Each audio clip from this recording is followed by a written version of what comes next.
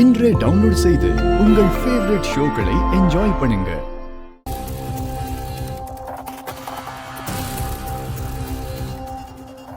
ஏன்பா அங்க என்ன ஒரே கூட்டமா இருக்கு?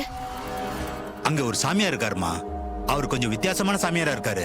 வித்தியாசமா இருக்காரா? அப்படி என்ன பண்றாரு? மத்த சாமியாருங்களாம் ஆசீர்வாதம் பண்ணுவாங்க, அருள்வாக்கு சொல்லுவாங்க.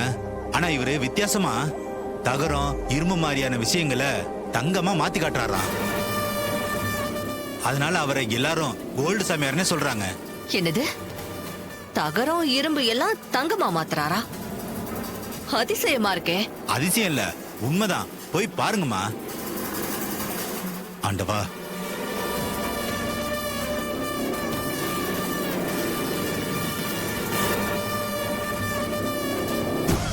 ஓம் ஆதியே போற்றி, ஓம் ஈசா போற்றி, ஓம் கடம்பா போற்றி, ஓம் கதிரே போற்றி.